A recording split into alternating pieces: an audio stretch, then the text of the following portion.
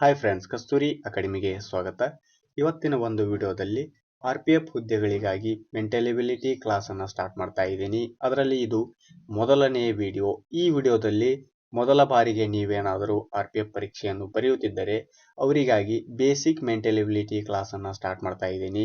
ಇದರಲ್ಲಿ ನಾನು square numbers and cube numbers ಅಂದರೆ ಕನ್ನಡದಲ್ಲಿ ವರ್ಗ ಸಂಖ್ಯೆಗಳು ಮತ್ತು ಘನ ಸಂಖ್ಯೆಗಳು ಅಂತೇಳಿ, ಘನ ಸಂಖ್ಯೆ ಎಂದರೆ ಏನು, ವರ್ಗ ಸಂಖ್ಯೆ ಎಂದರೆ ಏನು, ವರ್ಗ ಸಂಖ್ಯೆಗಳ ಮೇಲೆ ಯಾವ ರೀತಿಯಾಗಿ ಕ್ವಶನ್ಗಳು ಬರಬಹುದು, ಘನ ಸಂಖ್ಯೆಯ ಮೇಲೆ ಯಾವ ರೀತಿಯಾಗಿ ಕ್ವಶನ್ಗಳನ್ನು ಬರಬಹುದು ಅಂತೇಳಿ ಹೆಂಗೆ ಕಂಡು ಹಿಡಿಯೋದು. ಈಗ ನಮಗೆ ಗೊತ್ತಿರಲಿಲ್ಲ ಸ್ಕ್ವೇರ್ ನಂಬರ್ ಮತ್ತು ಕ್ಯೂಬ್ ನಂಬರ್ ಅಂತೇಳಿ, ಅವಕ್ಕೂರ್ನ ನಾವು ಹೆಂಗೆ ಕ್ಯೂಬ್ ನಂಬರ್ ಅಂತೇಳಿ ತೆಗಿಬೇಕು, ಹೆಂಗೆ ಸ್ಕ್ವೇರ್ ನಂಬರ್ ಅಂತೇಳಿ ತೆಗಿಬೇಕು ಅಂತೇಳಿ ಒಂದೊಂದಾಗಿ ಹೇಳ್ತಾ ಹೋಗ್ತೀನಿ.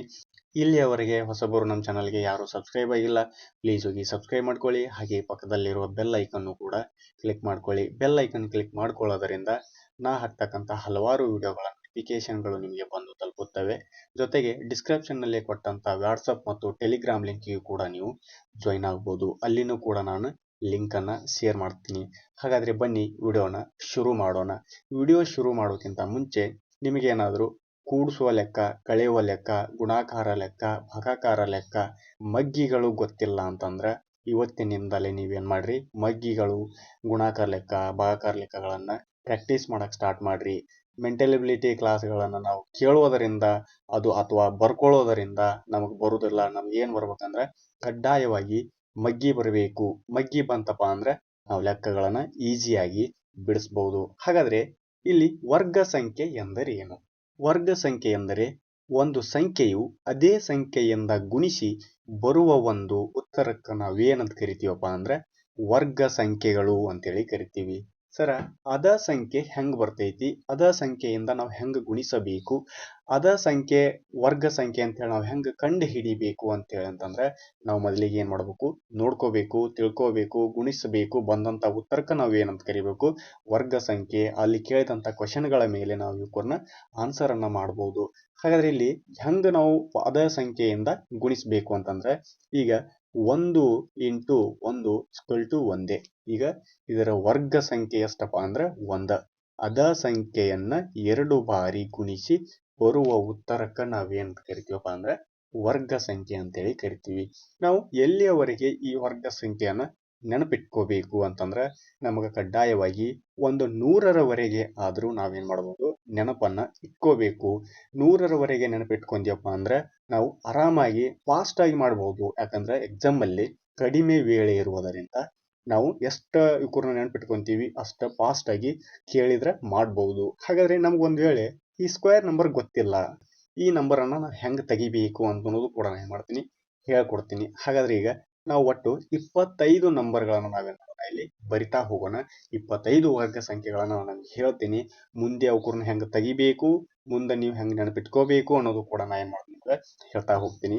ಹಾಗಾದರೆ ಇಲ್ಲಿ 1ರ ವರ್ಗ ಸಂಖ್ಯೆ ಎಷ್ಟು, 1, 2ರ ವರ್ಗ ಸಂಖ್ಯೆ ಎಷ್ಟು, 4, 3ರ ವರ್ಗ ಸಂಖ್ಯೆ ಎಷ್ಟು, 9, ಹೆಂಗೆ 9 ಬರ್ತೈತೆ ಅಂದರೆ 3 3 9, 4 4 16, 5 5 25, 6 6 36, 7 7 49, 8 8 64, 9 9 81, 10 10 100, 10 100. ಅದೇ ಸಂಖ್ಯೆ ನಾ ಹೇಳಿದ್ನಲ್ಲ, ವರ್ಗ ಸಂಖ್ಯೆ ಎಂದರೆ ಏನಂತೇಳಿ, ಅದೇ ಸಂಖ್ಯೆಯಿಂದ ಗುಣಿಸ್ಬೇಕು. ಈಗ 5ರ ವರ್ಗ ಸಂಖ್ಯೆ ಅಂತಂದ್ರೆ 5 5 25, 6 ಅಂದ್ರೆ 6 6 36. ಹಿಂಗೆ ಇಲ್ಲಿ 10 ಆತು, 11 11 121, 12 12 144, 13 13 169, 14 14 196, 15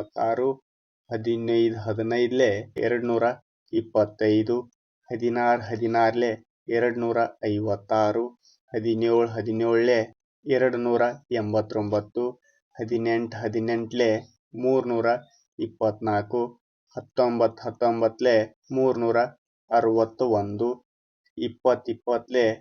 16 256, 17 17 289, 18 18 324, 19 19 361, 20 20 400, 21 21 441, 22 22 484, 23 23 529, 24 24 576, 25 25 625. ಇಲ್ಲಿಯವರೆಗೆ ಹಲವು ಬಾರಿ ಏನಾಗೈತಿ ಸ್ಕ್ವೇರ್ ನಂಬರ್ಸ್ಗಳ ಮೇಲೇನು ಕೂಡ ಏನಾಗೈತಿ ರಿಪೀಟ್ಗಳ ಕ್ವಶನ್ ಆಗಿವೆ. ಈಗ ನಾವು ಇವ್ಕೂರ್ ನೆನಪಿಟ್ಕೋಲಿಲ್ಲ ಅಂದ್ರೆ ಹೆಂಗ್ ತೆಗಿಬೇಕು? ಈಗ ಒಮ್ಮಲಿಗೆ 70ರ ವರ್ಗ ಸಂಖ್ಯೆ ಹೆಂಗ್ ತೆಗೆಯೋದು, ಸೊ 100ರ ವರ್ಗ ಸಂಖ್ಯೆ ಹೆಂಗ್ ತೆಗೆಯೋದು? ಹಂಗಾದ್ರೆ ಇಲ್ಲಿ ಈಗ ಉದಾಹರಣೆಗೆ ಹೆಂಗ್ ತೆಗಿಬೇಕು ಅಂತಂದ್ರೆ 27ರ ವರ್ಗ ಸಂಖ್ಯೆ ಎಷ್ಟು ಅಂತೇಳಿ ನಿಮಗೆ ಕೇಳಿದ್ರೆ, ಈಗ 27ನ ನಾವೇನ್ ಮಾಡ್ಬೇಕು, 27 ಬಾರಿ ಏನ್ ಮಾಡ್ಬೇಕು ಗುಣಿಸ್ಬೇಕಾಗ್ತೈತಿ. ಹಾಗಾದ್ರೆ 27 27 ಎಷ್ಟಾಕೈತಿ? 729 ಆಕೈತಿ. ನಿಮ್ಗೆ 27ರ ಮಗ್ಗಿ ಬರ್ಲಿಲ್ಲ ಅಂತಂದ್ರ ಈ 7ಅನ್ನ ಮೊದಲ 7ರಿಂದ ಗುಣಿಸ್ರಿ, ಹೊಳ್ಳಿ ಈ 7ಅನ್ನ ನೀವು ಹೊಳ್ಳಿ 2ರಿಂದ ಗುಣಿಸಿ, ಹಾಗೆ ಈ 2ಅನ್ನ ನೀವು 7ಕ್ಕೆ ಗುಣಿಸ್ರಿ, ಹಾಗೆ ಈ 2ಅನ್ನ ಹಳ್ಳಿ ಈ 2ಅನ್ನ ಗುಣಿಸ್ರಿ. 2 ಕೂಡಿಸಿ ಎಷ್ಟಾಕೈತಿ? 729 ಆಕೈತಿ. ಮಗ್ಗಿ ಬರ್ಲಿಲ್ಲ ಅಂತಂದ್ರೆ ಹಿಂಗೂ ಕೂಡ ನೀವೇನ್ ಮಾಡ್ಬೋದು ಮಾಡಿ ತೆಗಿಬಹುದು. ಹಿಂಗ ಮಾಡಿ ತೆಗಿಯೋದರಿಂದ ಟೈಮ್ ಭಾಳ ವೇಸ್ಟ್ ಆಗ್ತೈತಿ. ಹಂಗ ಈಗ 28ರದ್ದು ಕೇಳಿದ್ನಪ್ಪ ಅಂದ್ರೆ ಹೆಂಗ್ ತೆಗಿತೀರಿ? 28ರದ್ದು ತೆಗೆದ್ರು ಕೂಡ ಅಲ್ಲಿ 28 ಎಂಟ್ಲೆನ ನಾವೇನ್ ಮಾಡ್ಬೇಕು ಗುಣಿಸ್ಬೇಕಾಗ್ತೈತಿ. 28 841 ಆಕೈತಿ. ನಿಮ್ಗೆ ಹೇಳಿದ್ನಲ್ಲ 28ರ ಮಗ್ಗಿ ನಮಗ್ ಬರ್ಲಿಲ್ಲ ಅಂತಂದ್ರೆ ಹೆಂಗ್ ಮಾಡ್ಬೇಕಂತೇಳಿ, ಮೊದಲಿಗೆ ನಾವೇನ್ ಮಾಡ್ಬೇಕು, ಈ 8ಅನ್ನ ಈ 8ರಿಂದ ಗುಣಿಸ್ಬೇಕು, ಮತ್ತೆ ಹೊಳ್ಳಿ ಈ 8ಅನ್ನ ಈ 2ರಿಂದ ಗುಣಿಸ್ಬೇಕು, ಹಾಗೆ ಈ 2ಅನ್ನ ಈ 8ರಿಂದ ಗುಣಿಸ್ಬೇಕು, ಹಾಗೆ ಈ 2ಅನ್ನ ಈ 2ರಿಂದ ಗುಣಿಸಿದ್ರಪ್ಪ ಅಂದ್ರೆ ಇಲ್ಲಿ ಬರ್ತಕ್ಕಂಥ ಉತ್ತರವನ್ನ ನಾವೇನು ಕರಿತೀವಿ? ವರ್ಗ ಸಂಖ್ಯೆಗಳು ಅಂತೇಳಿ ಕರಿತೀವಿ. ನಮಗೆ ಏನ್ ಬರ್ಬೇಕು ಕಂಪಲ್ಸರಿ ಅಂತಂದ್ರೆ ಮಗ್ಗಿಗಳು ಬರಬೇಕು. ಮಗ್ಗಿಗಳು ಬಂದುವಪ್ಪ ಅಂತಂದ್ರೆ ಈ ವರ್ಗ ಸಂಖ್ಯೆ ಆಗ್ಲಿ ಗಣ ಸಂಖ್ಯೆ ಆಗ್ಲಿ ನಾವು ಆರಾಮಾಗಿ ಬಿಡಿಸಬಹುದು. ವರ್ಗ ಸಂಖ್ಯೆ ಮತ್ತು ಗಣ ಸಂಖ್ಯೆಗೆ ಅಷ್ಟ ಈ ಮಗ್ಗಿಗಳು ಯೂಸ್ ಆಗ್ತಾವ ಅಂತೇಳಿ ತಿಳ್ಕೊಬೇಡ್ರಿ. ಪ್ರತಿ ಒಂದು ಲೆಕ್ಕ ಬಿಡಿಸ್ಬೇಕಪ್ಪ ಅಂದ್ರೆ ನಾವೇನ್ ಮಾಡ್ಬೇಕು, ಮಗ್ಗಿಗಳ ಬೇಕೇ ಬೇಕಾಗ್ತೈತಿ.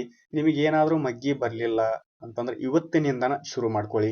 ಬೆಳಿಗ್ಗೆ ಜಲ್ದಿ ಹೇಳ್ರಿ, ಎದ್ದ ತಕ್ಷಣ ನೀವೇನ್ ಮಾಡ್ರಿ, ಮೊದಲ ಮಗ್ಗಿ ಬರೀರಿ. ಮಗ್ಗಿ ಬರೆದ್ರಪ್ಪ ಅಂದ್ರೆ ನೀವೇನ್ ಮಾಡ್ಬೋದು, ಆರಾಮಾಗಿ ಈ ಸ್ಕ್ವೇರ್ ನಂಬರ್ಸ್ ಅನ್ನು ನಾವು ತೆಗಿಬಹುದು. ತೆಗಿಯೋದು ನಿಮ್ಗೆ ಏನಾದ್ರು ಅರ್ಥವಾಗ್ಲಿಲ್ಲ ಅಥವಾ ನಿಮ್ಗೆ ತೆಗಿಯಾಕ್ ಬರ್ಲಿಲ್ಲ, ಏನಾರು ಡೌಟ್ಸ್ಗಳು ಇದ್ದು ಅಂದ್ರೆ ನನಗೆ ಕಮೆಂಟ್ ಮುಖಾಂತರ ನೀವು ತಿಳಿಸ್ಬೋದು. ಅಲ್ಲಿನೂ ಕೂಡ ನಾ ಏನ್ ಮಾಡ್ತೀನಿ, ಹೇಳ್ಕೊಡ್ತಾ ಹೋಗ್ತೀನಿ. ಹಾಗಾದ್ರೆ ಎರಡನೆಯದು ಕ್ಯೂಬ್ ನಂಬರ್ಸ್, ಗಣ ಸಂಖ್ಯೆಗಳು ಅಂತೇಳಿ ಕರಿತೀವಿ ಕನ್ನಡದಲ್ಲಿ. ಈ ಕ್ಯೂಬ್ಗಳನ್ನ ನಾವು ಹೆಂಗ್ ಮಾಡ್ಬೇಕು? ಕ್ಯೂಬ್ಗಳ ಎಂದರೆ ಏನು? ಕ್ಯೂಬ್ಗಳನ್ನ ನಾವು ಹೆಂಗ್ ತೆಗಿಬೇಕು?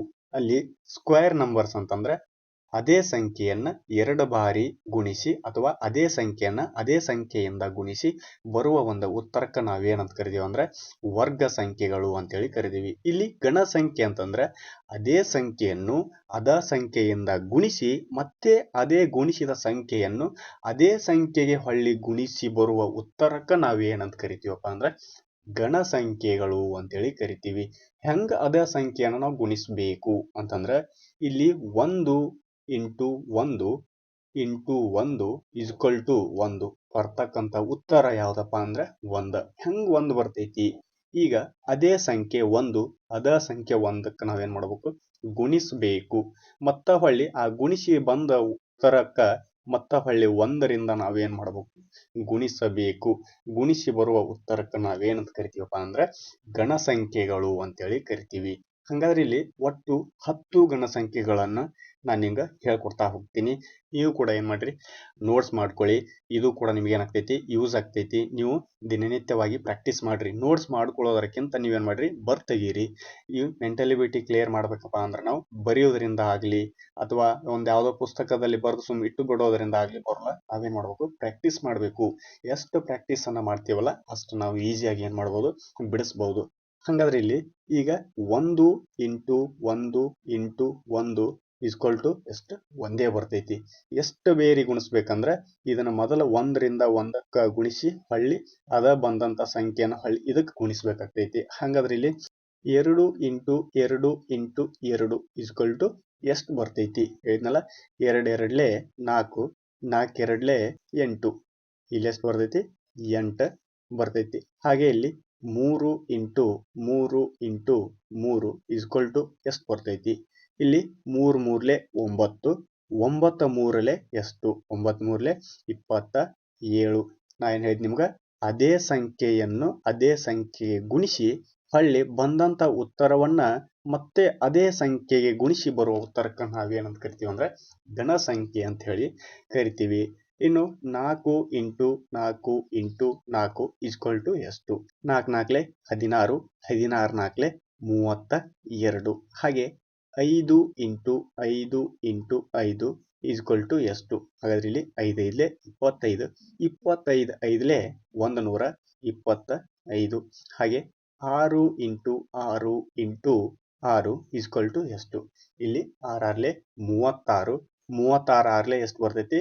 216 ಬರ್ತೈತಿ. ಇಲ್ಲಿ ಯಾಕಂದ್ರ ಈ ಸಂಖ್ಯೆಯನ್ನು ಗುಣಿಸಿ ಮತ್ತೆ ಬಂದಂತ ಉತ್ತರವನ್ನ ಅದೇ ಸಂಖ್ಯೆಗೆ ನಾವೇನ್ ಮಾಡ್ಬೇಕು, ಅಲ್ಲಿ ಗುಣಿಸ್ಬೇಕು. ಇಲ್ಲಿ ನಂಬರ್ಸ್ಗಳು ಬಹಳ ದೂರ ಆಗಿ ಹೋಗ್ತಾವು.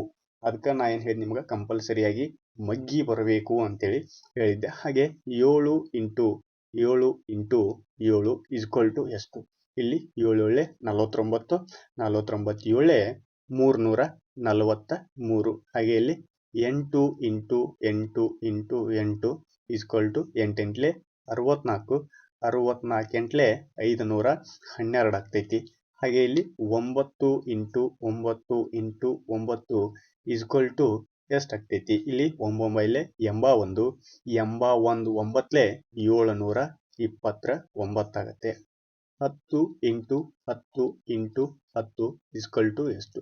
10 100, 100 10,000 ಆಗ್ತೈತಿ. ನಾವು ಏನ್ ಬರ್ಬೇಕಂತ ಹೇಳಿದ್ದೆ ನಾನು, ಕಂಪಲ್ಸರಿ ಆಗಿ ಮಗ್ಗಿ ಬರಬೇಕು, ಗುಣಾಕಾರ ಮಾಡುವುದು ಬರಬೇಕು, ಭಾಗಾಕಾರ ಮಾಡುವುದು ಬರಬೇಕು, ಕೂಡಿಸೋದು ಬರಬೇಕು, ಕಳೆಯುವುದು ಬರಬೇಕು ಅಂತೇಳಿ ಹೇಳಿದ್ದೆ. ನಾನು ಇಲ್ಲಿ ಏನ್ ಮಾಡ್ತಿದ್ದೀನಿ ನಿಮ್ಗೆ ಒಂದೊಂದಾಗಿ ಹೇಳ್ತೀನಿ. ಈಗ ನಮ್ಗೆ ನೆನಪಿರಂಗಿಲ್ಲ ಸರ, ಈಗ ನಾ ಡೈರೆಕ್ಟ್ ಆಗಿ ಬಿಡಿಸ್ಬೇಕು. ಈಗ ಇಲ್ಲಿ 10 ತನಕ ಅಷ್ಟ ನನಗೆ ಗೊತ್ತದಾವು. ಮುಂದೆ 100 ಆಗ್ಲಿ, 200 ಆಗ್ಲಿ, 300 ಆಗ್ಲಿ ನನಗೆ ಗೊತ್ತಿಲ್ಲ ಸರ್ ಅಂತಂದ್ರೆ ಹೆಂಗೆ ಬಿಡಿಸ್ಬೇಕು? 1000 ತನಕನೂ ನಾವೇನ್ ಮಾಡಬಹುದು, ಘನ ಸಂಖ್ಯೆನೂ ತೆಗಿಬಹುದು, ವರ್ಗ ಸಂಖ್ಯೆನೂ ತೆಗಿಬಹುದು. ಹೆಂಗ್ ತೆಗಿಬೇಕಂತಂದ್ರೆ ಅಲ್ಲಿ ಹೇಳ್ಕೊಟ್ಟಿದ್ನಲ್ಲ, ಅದ ಸಂಖ್ಯೆನ ನಾವೇನ್ ಮಾಡ್ಬೇಕು, ಗುಣಿಸ್ಬೇಕಾಗ್ತೈತಿ. ಆದ್ರೆ ಇಲ್ಲಿ ಕೊಟ್ಟಂತ ಸಂಖ್ಯೆಯನ್ನ ಮೊದಲು ಗುಣಿಸ್ಕೊಂಡು ಇಲ್ಲಿ ಬಂದಂತ ಒಂದು ಉತ್ತರವನ್ನ ಇಲ್ಲಿ ಬರೆದುಕೊಂಡು ಕೆಳಗ ಮತ್ತ ಅದೇ 9 ಬರೆದ ಕೇಸಿಂದ್ರ ಇಲ್ಲಿ ಗುಣಿಸಿದೀವಪ್ಪ ಅಂದ್ರೆ ಏನಾಗ್ತೈತಿ, ಡೈರೆಕ್ಟ್ ಆಗಿ ಉತ್ತರ ಸಿಗ್ತೈತಿ. ಈಗ ಹಂಗ್ರಿ 981 ಹಂಗ್ರಿ 981 ನನಗೆ ಗೊತ್ತಿಲ್ಲ ಅಂತಂದ್ರ ಒಂದೊಂದ ನಂಬರ್ ಅನ್ನ ನಾವೇನ್ ಮಾಡ್ಕೋಬೇಕು, ಫಸ್ಟಿಗೆ ಗುಣಿಸ್ಕೋಬೇಕಾಗ್ತೈತಿ. ಹಾಗಾದ್ರೆ 9 1 ಎಷ್ಟು? 9, 9 8 ಎಷ್ಟು? 72. ಹಾಗಾದ್ರೆ 9 81. ಇಲ್ಲಿ ಅದೇ ಸಂಖ್ಯೆಯನ್ನು ನಾವು 9ರಿಂದ ಗುಣಿಸಿ ಅಲ್ಲಿ ಅದೇ ಸಂಖ್ಯೆಯನ್ನು ಗುಣಿಸಿದೀವಪ್ಪ ಅಂದ್ರೆ 729 ಆಗ್ತೈತಿ. ನಿಮಗೇನಾದ್ರೂ ನನಗೆ ಮಗ್ಗಿ ಬರಲ್ಲ ಅಂತಂದ್ರ ಒಂದೊಂದ ನಂಗೆ 10 ತನಕ ಆದ್ರೂ ಮ್ಯಾಕ್ಸಿಮಮ್ ಸ್ವಲ್ಪ ಬರ್ಯಾಕ್ ಟ್ರೈ ಮಾಡ್ರಿ. ಅಲ್ಲಿ ತನಕ ಬಂತಪ್ಪ ಅಂದ್ರೆ ನೀವು ಕೊಟ್ಟಂತ ಅಲ್ಲಿ ಸಣ್ಣ ಸಣ್ಣ ಪ್ರಶ್ನೆಗಳ ಉತ್ತರವನ್ನ ನೀವು ನೀಡಬಹುದು. ಕಂಪಲ್ಸರಿಯಾಗಿ ನೀವು ಏನ್ ಮಾಡ್ರಿ, 30 ತನ ಇವತ್ತಿನಿಂದ ಮಗ್ಗಿಯನ್ನ ಬರ್ಯಾಕ್ ಚಾಲು ಮಾಡ್ರಿ. ಬರೆದ್ರಪ್ಪ ಅಂದ್ರೆ ನೀವು ಆರಾಮಾಗಿ ಏನ್ ಮಾಡ್ಬೋದು, ಬಿಡಿಸಬಹುದು. ಘನ ಸಂಖ್ಯೆ ಮತ್ತು ವರ್ಗ ಸಂಖ್ಯೆಯನ್ನ ಹೆಂಗ್ ತೆಗೆಯೋದು ಅಂತೇಳಿ ಹೇಳ್ಕೊಟ್ಟೆ. ಈಗ ಮುಂದಿನ ಒಂದು ವಿಡಿಯೋದಲ್ಲಿ ನಾನು ಏನ್ ಮಾಡ್ತೀನಿ, ಇವ್ಕೂರ್ನ ಹೆಂಗ್ ಕ್ವಶನ್ಗಳನ್ನ ಕೇಳ್ಬಹುದು, ನಾವು ಅವ್ಕೂರ್ನ ಹೆಂಗ ಬಿಡಿಸಬಹುದು. ಇಲ್ಲ ನಾನು ಜಸ್ಟ್ ಏನ್ ಹೇಳಿದ್ನಿ ಅಂದ್ರೆ ಘನ ಸಂಖ್ಯೆ ಅಂದರೆ ಏನು, ಘನ ಸಂಖ್ಯೆಯನ್ನ ಹೆಂಗ ತೆಗಿಬೇಕು, ಘನ ಸಂಖ್ಯೆಯನ್ನ ನಾವು ಹೆಂಗ ನೆನಪಿಟ್ಕೋಬೇಕು ಅಂತೇಳಿ ಹೇಳಿನಿ. ಆದ್ರೆ ಅಲ್ಲಿ ಘನ ಸಂಖ್ಯೆ ತೆಗೆದೀವಿ, ವರ್ಗ ಸಂಖ್ಯೆನೂ ತೆಗೆದೀವಿ. ಆದ್ರೆ ಇಲ್ಲಿ ಯಾವ ಸಂಖ್ಯೆಯಿಂದ ಬರ್ತೈತಿ ಅಂತೇಳಿ ನೋಡಿವಿ. ಅದನ್ನ ಬಿಟ್ಟು ಇಲ್ಲಿ 512 ಯಾವ ವರ್ಗಮೂಲ ಹೆಂಗ್ ತೆಗಿಬೇಕು ಅಂತಂದ್ರ ಈ ವರ್ಗಮೂಲನ ಹೆಂಗ್ ಕಂಡುಹಿಡಿಬೇಕು, ಅಥವಾ ಈ ಘನಮೂಲವನ್ನ ಹೆಂಗ್ ಕಂಡುಹಿಡಿಬೇಕು, ಘನಮೂಲ ಕೊಟ್ಬಿಟ್ಟಾನ ಅದರ ಸಂಖ್ಯೆ ಯಾವುದು ಅಂತೇಳಿ ಕ್ವಶನ್ ಕೇಳಿದ್ನಪ್ಪ ಅಂದ್ರೆ ನಾವು ಹೆಂಗ್ ಬಿಡಿಸ್ಬೇಕು ಅನ್ನೋದು ಏನ್ ಮಾಡ್ತೀನಿ ನಿಮ್ಗೆ ಒಂದೊಂದಾಗಿ ಹೇಳ್ತಾ ಹೋಗ್ತೀನಿ. ಇವತ್ತಿನಿಂದ ನಾನು ದಿನನಿತ್ಯವಾಗಿ ಏನ್ ಮಾಡ್ತೀನಿ, ಈ ಒಂದು RPF ಹುದ್ದೆಗಾಗಿ ಈ ಮೆಂಟಲಿಬಿಟಿ ಪ್ರತಿಯೊಂದು ಚಾಪ್ಟರ್ಗಳನ್ನ ನಾನು ನಿಮ್ಗೆ ಏನ್ ಮಾಡ್ತೀನಿ, ತಿಳಿಸ್ಕೊಡ್ತಾ ಹೋಗ್ತೀನಿ. ಇದು ಮೊದಲನೇ ವಿಡಿಯೋ. ಇಲ್ಲಿ ನಾನು ಬರೀ ಏನ್ ಹೇಳಿದೀನಿ, ಬೇಸಿಕ್ ಅನ್ನ ಹೇಳಿದೀನಿ. ಮುಂದಿನ ಒಂದು ವಿಡಿಯೋದಲ್ಲಿ ನಾನು ಸರಣಿ ಬಗ್ಗೆ ಏನ್ ಮಾಡ್ತೀನಿ ಹೇಳ್ಕೊಡ್ತೀನಿ. ಹಾಗಾದ್ರೆ ಈ ವಿಡಿಯೋ ನಿಮ್ಗೆ ಏನಾದರೂ ಇಷ್ಟವಾದ್ರೆ ಲೈಕ್ ಮಾಡ್ರಿ, ಶೇರ್ ಮಾಡ್ರಿ, ಸಬ್ಸ್ಕ್ರೈಬ್ ಮಾಡ್ಕೊಳ್ಳಿ. ಹಾಗೆ ಪಕ್ಕದಲ್ಲಿರೋ ಬೆಲ್ ಐಕನ್ ಕೂಡ ಕ್ಲಿಕ್ ಮಾಡ್ಕೊಳ್ಳಿ. ನಿಮ್ಮ ಫ್ರೆಂಡ್ಸ್ಗೆ ಕೂಡ ಹೇಳ್ಬಹುದು. ನಿಮ್ಗೆ ಇದು ಏನಾದರೂ ಅರ್ಥವಾದ್ರೆ ಕಮೆಂಟ್ ಮಾಡ್ರಿ. ಮುಂದಿನ ಒಂದು ವಿಡಿಯೋನು ಕೂಡ ನಾ ಏನ್ ಮಾಡ್ತೀನಿ. ನೀವು ಎಷ್ಟು ಕಮೆಂಟ್ಗಳನ್ನು ಮಾಡ್ತಿರಲ್ಲ ಅಷ್ಟು ನಾ ಏನ್ ಮಾಡ್ತೀನಿ, ನಿಮ್ಗೆ ಫಾಸ್ಟ್ ಆಗಿ ವಿಡಿಯೋಗಳನ್ನ ಮಾಡಿ ಹಾಕ್ತೀನಿ. ಒಂದ್ ವೇಳೆ ನಿಮ್ಗೆ ಅರ್ಥವಾಗಿರ್ಲಿಲ್ಲಪ್ಪ ಅಂದ್ರೆ ಸರ್ ನನಗಿದು ಅರ್ಥವಾಗಿಲ್ಲ, ಬೇರೆ ರೀತಿಯಾಗಿ ಹೇಳ್ರಿ ಅಂದ್ರೂ ಕೂಡ ಏನ್ ಮಾಡ್ತೀನಿ, ಹೇಳಕ್ಕೆ ಟ್ರೈ ಮಾಡ್ತೀನಿ. ಹಾಗಾದ್ರೆ ಈ ವಿಡಿಯೋನ ಇಲ್ಲಿಗೆ ಮುಗಿಸೋಣ, ಮತ್ತೆ ಮುಂದಿನ ವಿಡಿಯೋದಲ್ಲಿ ಸಿಗೋಣ ಅಂತ ಹೇಳ್ತಾ ಈ ವಿಡಿಯೋನ ಇಲ್ಲಿಗೆ ಮುಗಿಸ್ತಾ ಇದ್ದೀನಿ. ಧನ್ಯವಾದಗಳು.